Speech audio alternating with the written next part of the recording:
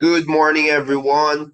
Welcome to a lecture series on the subject soil science. And today, we will be discussing a fundamental topic, which is soil texture. We will be defining what soil texture is, ano yung mga composition ng soil texture, what are the different classifications of soil texture, and what are the different methods to know yung texture ng ating lupa. Let's start off by defining what soil texture is.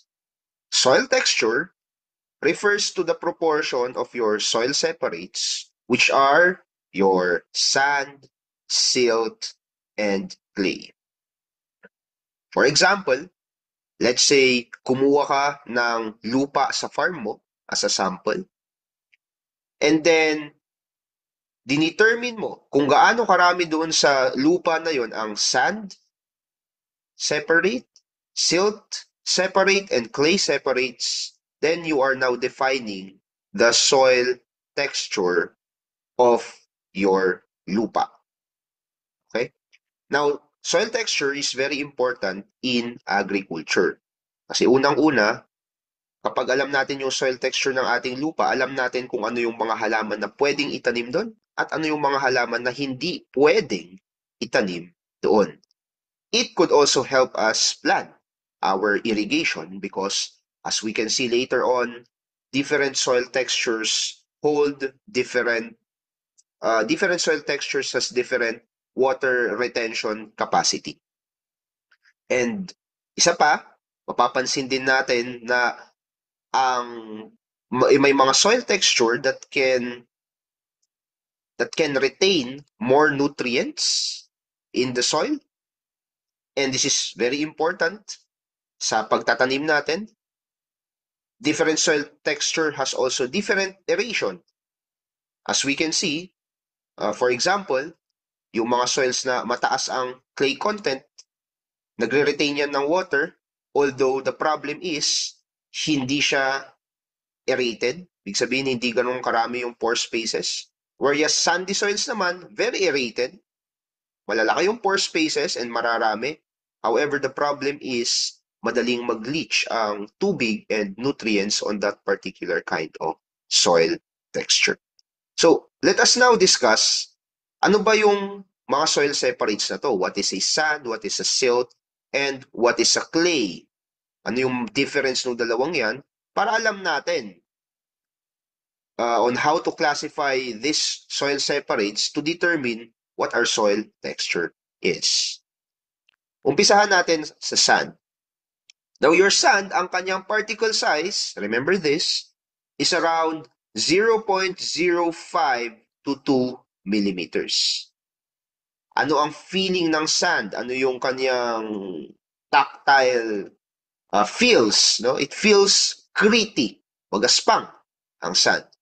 And sand, as I have told you earlier, mababa ang kanyang water and nutrient holding capacity, primarily because of its low surface area. So mababa rin ang surface area ng sand. Now your sand is composed mostly of quartz and other resistant minerals. Malalaki yung mga particle sizes na yan. Ang sand, between the three, sand has the largest particle size, and it has poor ability to hold nutrients and water due to its low surface area. How about silt? So, sand, silt yung susunod sa kanya in terms of particle sizes. Sand pinakamalaki. Susunod na malaki ang particle size would be silt. It has a particle size of 0.002 to 0.05 millimeters. Now, kung ang tactile feeling ng sand is gritty, ang silt naman, it is smooth or floury. Okay? So kapag nakapaglaro na kayo ng flour, so yun yung feeling ng silt sa ating kamay. Silt has a moderate water and nutrient holding capacity. And your silt is often composed of weathered minerals like quartz and feldspar. Now, the problem with silt is that it can still be prone to erosion kasi magaan siya, so it's lightweight. And yung texture nga niya, nasabi ko, is smooth. However, this soil separate provides a good balance between drainage and water retention. Na yung pinakamaliit among the three soil separates in terms of particle size would be your clay. Now, your clay, ang particle size niya would be less than 0.002 millimeters. Ngayon, ang clay separate or ang clay particle, kapag binasa mo yan, it would feel really, really sticky. So, madikit. Kasi, mataas ang water ka-holding capacity niya as well as yung kanyang nutrient holding capacity. Ang clay, yan yung may pinakamataas na surface area among the three. Clay can expand and contract kapag nababasa siya, kaya naaapektuhan rin yung ating soil structure and stability. Soil structure, we will be talking about that soon on a later topic. Now, clayey soils, they tend to be more fertile kasi nga they hold more nutrients. Okay? But they can also be difficult to work with kasi napaka-sticky nila and napaka-compact. Kapag basa yung lupa, napakahirap niyang i-manage. Napakahirap niyang, what do you call this? Mahirap siyang itil and mahirap siyang i-land prep kapag clay yung soil mo. Now, the combination of your sand, silt, and clay can now be classified according to 12 textural classes. And yung 12 textural classes na yan, we can plot it using what we call as the soil textural triangle. So ito yung soil textural triangle natin. Sa gitna, makikita natin yung mga different soil texture class. Okay? So katulad ng we have loam, we have sandy clay, we have clay loam, silty clay loam, etc. So paano ba natin ginagamit itong triangle na to? O first off, kukuha ka ng sample ng lupa mo and then through laboratory method, aalamin mo ano yung percentage, proportion ng sand, silt, and clay in the soil. Now, kapag alam mo na yung percentage distribution ng sand, silt, and clay, you're just going to plot these percentages on their respective axis. So dito. And then, kung saan sila nag-intersect, yun yung soil textural class. So for example, sabihin natin na yung clay content mo is 50%. So andito ka, 50% clay content. Let's say silt has 30%. So 30% silt, dito naman. Tapos let's say 50 plus 30 is 80. So 20% na yung sand natin. 20%. So we're going to plot this line. So 50% daw yung clay. Diyan. 30% yung silt. Okay, so diyan. And we have 30% sand. So ang classification ng lupa ay clay. Yan. Kasi nag-fall siya under your clay soil classification, soil texture classification here. So another example. Let's say ang sand content mo ay 50%. So, dito yan, 50%. Sabihin natin silt is 40%. Okay, so 40% naman. And then clay, 10%. Kasi 50 plus 40 is 90. So para makumpleto yung 100%, then 10% yung ating clay. So we're going to plot this. So yan yung 50% na sand, 40% na silt. Okay? And 10% na clay. Tama ba? 40, 10% na clay. So it would fall around this line. So nandito siya sa point na to. Okay? It is loam type yung ating soil at this percentage distribution of your sand, silt, and clay. Claro? Okay. So that is a way for us to determine kung ano yung classification ng ating soil texture. So kapag kumuha ka ng lupa and inalam mo yung percentage sand, percentage silt, and percentage clay in that particular soil, then you can now determine through the use of the soil textural triangle kung ano yung soil texture ng iyong lupa. Now there are three methods to determine the soil texture of your soil, the texture of your soil. Now, determining soil texture, again, inuulit ko, this is very essential in understanding and managing your soil properties effectively. And there are various methods on how we can determine the soil texture through the use of feel, roll, or mechanical analysis. Now, feel method, this is a quick qualitative method kung saan binabasa natin yung lupa and we use our hands to feel the soil and we can determine the texture via that feeling alone. Kung mapapansin nyo kanina doon sa ating discussion on the previous slides on the soil separates, bawat soil separates has a distinct feel, di ba? We have sand as gritty, silt as smooth and flowery, and we have clay as sticky. So yun yung ginagamit din natin sa feel method. Kumbaga ballpark na estimate lang. Ang roll method, quick qualitative method din yan. Although this time around, tinitignan na natin yung cohesiveness and plasticity ng lupa. Kasi it involves now rolling a soil into a ring, okay, into a particular shape to assess its plasticity. So, fill and roll method, ginagamit yan on-site sa field. Kapag gusto mo ballpark na estimate, gusto mo i-ballpark estimate yung soil texture ng lupa mo.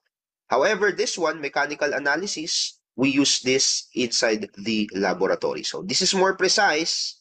This is more ballpark. Fill method and roll method is more ballpark. Titignan lang natin immediately kung ano yung soil texture natin. Pero wala talagang quantitative measurement, whereas mechanical analysis is more quantitative and it is done inside your laboratory. So isa-isahin natin yung mga method na to. What are the steps and what are the principles behind it and how do we measure soil texture using this? So first up, simulan natin sa fill method. So how do you do a fill method? Unang-una, kailangan mong basahin muna yung soil na gusto mong itest. Now, you are going to rub the soil between your fingers to assess whether gritty ba siya. So, kapag gritty yung soil, it is sandy. Kapag medyo flowery yung texture niya, then it's more probably mas mataas yung silt content niya. And kapag naman sticky, mataas ang kanyang clay content. At the same time, fill method involves creating a ribbon. Yan, no? Ribbon. So you're creating a ribbon, and the longer the ribbon, the longer yung transformation ng soil while you are rubbing it between your finger and forefinger, the longer the ribbon, the higher the clay content. So that's fill method. Advantages ng fill method is that it is quick and cost-effective. Hindi mo kailangan ng equipment, and it's very useful in preliminary assessment and on-site decision making. However, very limited siya kasi ang fill method is subjective and it relies mainly on the experience of the evaluator who is doing it. It is less accurate compared to laboratory method, pero in terms of application, pwede na. Especially for farmers, for your field technicians, pwede yang gamitin kapag gusto natin ng mabilisan na soil assessment. Especially kapag yung area mo malayo sa laboratory, malayo sa mga state universities and colleges, you can use fill method. very efficient yan para magkaroon ka ng initial idea kung ano yung soil texture ng lupa na ina-assess mo. So, ang roll method is kung still qualitative, wala pa ring accurate measurement dyan, but it now involves creating a ring dun sa lupa mo. So, kukuha ka ng soil, babasain mo rin siya, and then you're going to roll it. Hence the name, roll method. And kapag yung lupa mo, hindi siya naka-form ng roll, tapos madali siyang mag-crumble or madali siyang masira, then more than likely mataas yung sand composition ng lupa na yon. Kapag naka-form siya ng short, fragile rolls, pero kapag ginawa mo siyang ring, kapag ginawa mo yung ring, nagbe-break ng madali or it breaks easily, then silty yung lupa na yon. If your soil naman can form long, cohesive rolls, and kapag binend mo to form a ring, hindi siya nagbe-break, then more than likely mataas ang clay content ng lupa na yun.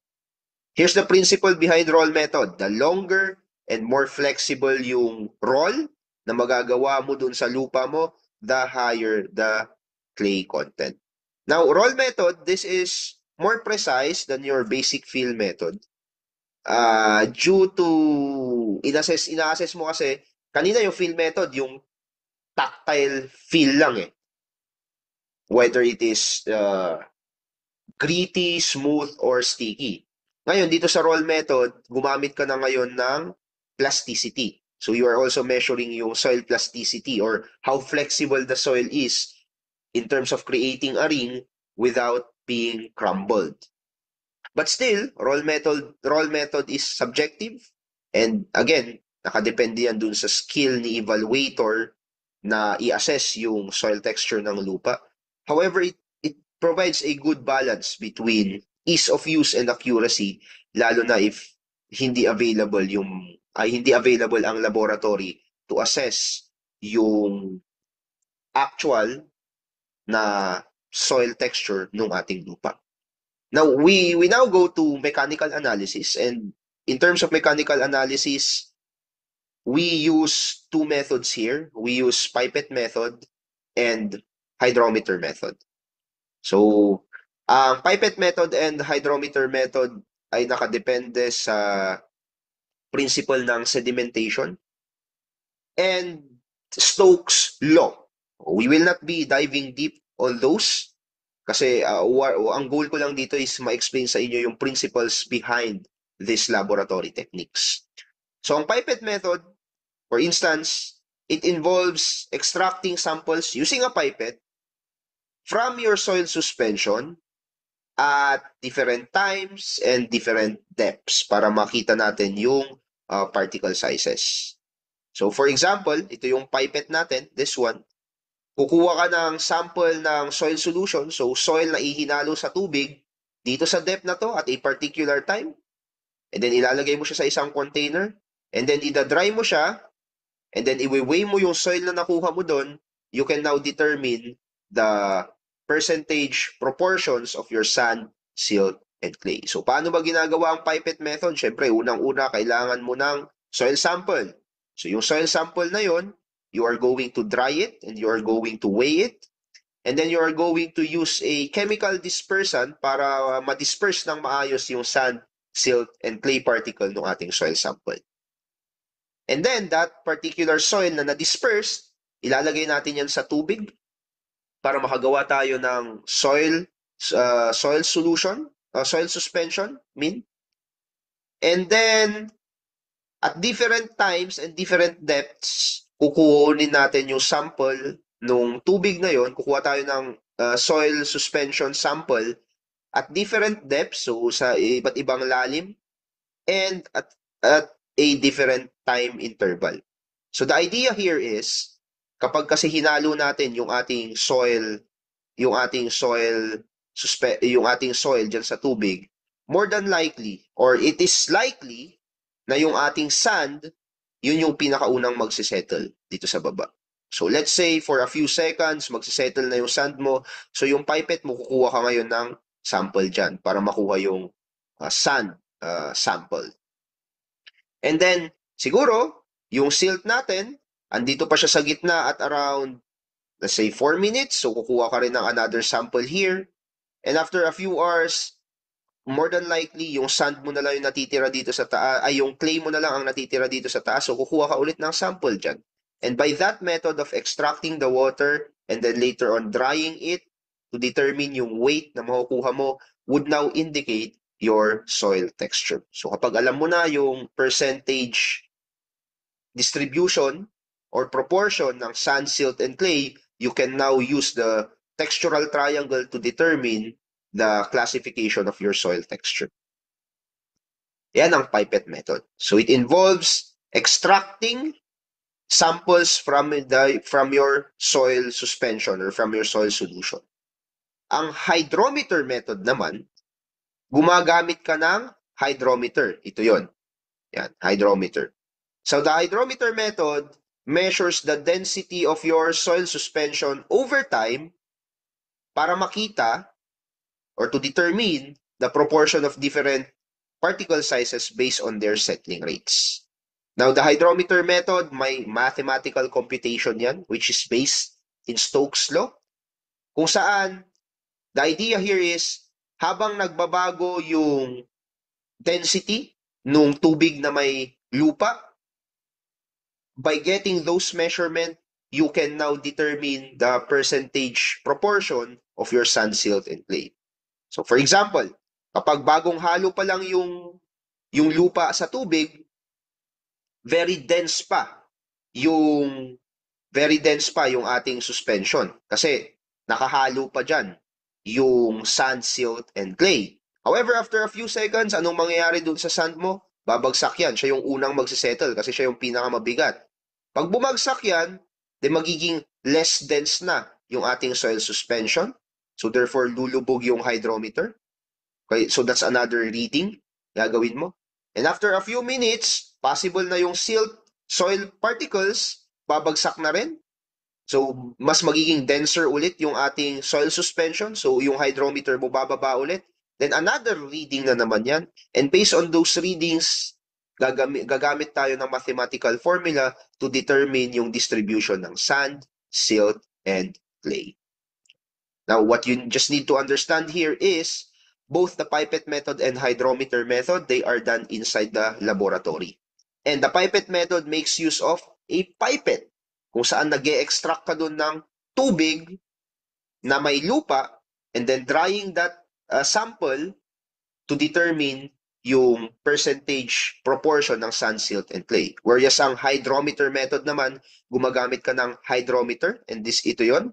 Ang hydrometer is a laboratory equipment, is a laboratory tool that measures the density of your liquid. So in our case, it measures the density of soil suspension, and every time na nagsisettle yung different soil particles natin, which is mauuna na magsettle yung sand before yung silt, and last yung soil, nagbabago yung density na yan. And yung pagbabago sa density na yon, we can use a mathematical formula based on Stokes' law to determine the proportion of sand, silt, and clay. Ngayon, kapag alam mo na dito sa hydrometer method kung ano yung percentage ng sand, silt, and clay, you can again use the soil textural triangle to determine the soil texture of your soil sample.